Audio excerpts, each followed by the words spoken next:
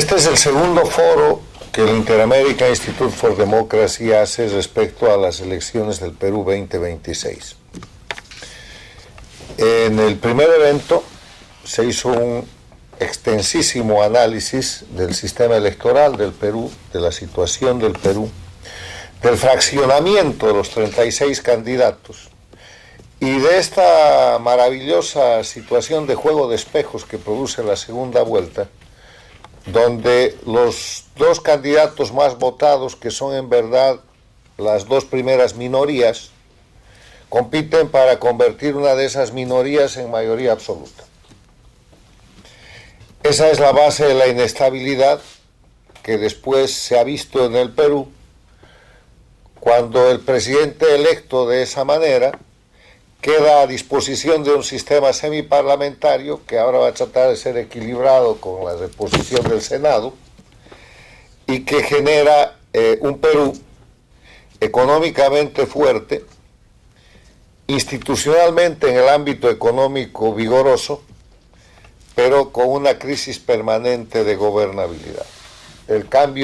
número de presidentes que ha tenido el Perú y esta nueva moda que ha instituido el Perú de que para ser presidente hay que tener una reserva previa en alguna cárcel del país, porque todos los expresidentes básicamente van a dar después a la cárcel, es algo que llama la atención no solamente en las Américas, sino en el mundo. Con este comentario, este foro que trata y que ha tratado de la segunda vuelta, donde la presidencia del Perú se disputa entre la señora Keiko Fujimori y el señor Sánchez, este próximo domingo 7 de junio, nos tiene que llevar por parte del Inter-American Institute for Democracy a recordar que el proceso del ataque, de la crisis, de la lucha por la democracia en las Américas no está restringido al Perú. O sea, nosotros cuando analizamos las cosas en nuestro país, en el Perú, en Colombia, en Bolivia, en la Argentina, en Venezuela, tendemos a mirar nuestro país como el todo y a veces nos olvidamos de lo que se está jugando en el ámbito internacional. Y yo, sobre lo dicho aquí brillantemente por el orador principal Jorge del Castillo, por don Jaime Altaos, doña Patricia Juárez, Rosa María Bartra, por José Carlos Paredes, por todos y cada uno de los expositores, me gustaría agregarle el contexto internacional. Ustedes han mostrado que se confrontan Keiko Fujimori, una candidata que representa una posición liberal,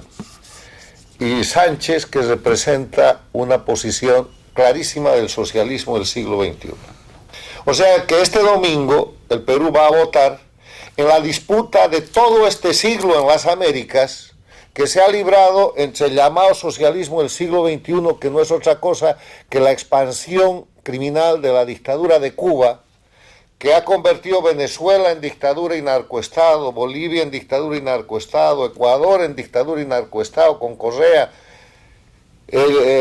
Nicaragua en dictadura y narcoestado, y que ha perpetrado daños grandísimos a la región con gobiernos paradictatoriales o gobiernos al servicio de las dictaduras, como los Kirchner en la Argentina, Boric en Chile. Ustedes han tenido lo suyo en el Perú. En efecto, están saliendo de ese sistema paradictatorial con grandes tropiezos al terminar esta gestión.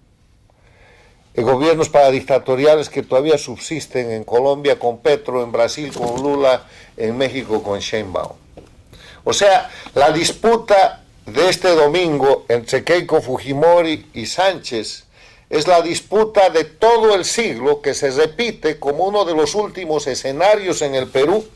donde el socialismo del siglo XXI, también llamado castrochavismo, el constructor de los narcoestados y el rector del crimen organizado transnacional que ha tomado la política en Venezuela, en Cuba, en Bolivia, en Nicaragua, en el Ecuador con Correa, y que todavía sirve para proteger el crimen con gobiernos paradictatoriales como el de Sheinbaum de México, Petro en Colombia y Lula en el Brasil, pone su candidato para decirle al Perú: miren lo que hemos hecho durante todos este siglo, hemos destrozado los países, la democracia y la libertad de las Américas, y vengan y voten por el candidato que propone constituyente, como constituyente fue la que hicieron en Bolivia para suplantar la república, la que hicieron en el Ecuador para volverlo Estado plurinacional, la que hicieron en Venezuela para convertirla en República Bolivariana y un largo etcétera. O sea, la disputa de este fin de semana en el Perú es la disputa entre el pasado y el futuro, porque además a partir del año pasado, con la nueva estrategia de seguridad nacional de los Estados Unidos, se está operando un cambio geopolítico no solamente en las Américas, sino en el mundo. Y el cambio geopolítico consiste en que las democracias bajo liderazgo de Estados Unidos han decidido terminar con el hecho de que el crimen organizado tenga poder político, participe en la política y detente gobiernos bajo título de revolución o de dictadura. Y la operación estrella de esa situación ha sido el 3 de febrero con la captura del dictador narcoterrorista Nicolás Maduro, que ahora es el reo Maduro. Y hoy día el jefe de ese sistema de crimen organizado, la dictadura de Cuba, está bajo ultimátum de Estados Unidos, jugando sus últimos días o últimas semanas de oprobio sobre el pueblo cubano.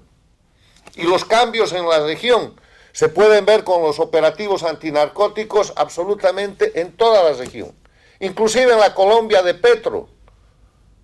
confesado por Petro que para que Estados Unidos no haga el bombardeo, él tiene que bombardear los campamentos de las FARC y del ELN. Se puede ver en el hecho del cambio político, donde la política recupera el gobierno y desplaza al crimen organizado. No es derecha e izquierda. En el siglo XXI, derecha e izquierda es una denominación. Es el crimen organizado siendo desplazado del poder político porque está puesto en evidencia, y entonces hay cambio de gobierno en Chile, gana Kast, hay un cambio de gobierno en Bolivia y el presidente es Rodrigo Paz. En Colombia viene la elección y va a perder el sistema paradictatorial porque obviamente hay un candidato que va a derrotar al candidato del oficialismo. En Brasil va a perder Lula. Ahí tiene al senador Bolsonaro con un crecimiento muy importante. Han perdido Honduras, han perdido Guatemala. Están siendo desplazados de todas las Américas, el crimen organizado está siendo derrotado en la calle, en las elecciones, en la opinión pública, en los operativos antinarcóticos. Se ha formado el escudo de las Américas, está en operación la Lanza del Sur, y en el Perú va a ganar una elección un candidato del socialismo del siglo XXI, que representa el pasado de la expansión de la dictadura de Cuba que hoy día agoniza.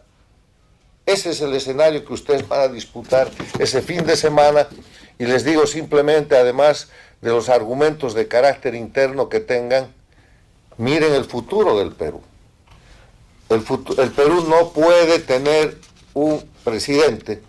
que represente la repetición de la delincuencia organizada transnacional del socialismo del siglo XXI como última trinchera para resistir la caída del centro que se ha producido y se está produciendo con el desmontaje de la dictadura en Venezuela y con el ultimátum de la dictadura a Cuba.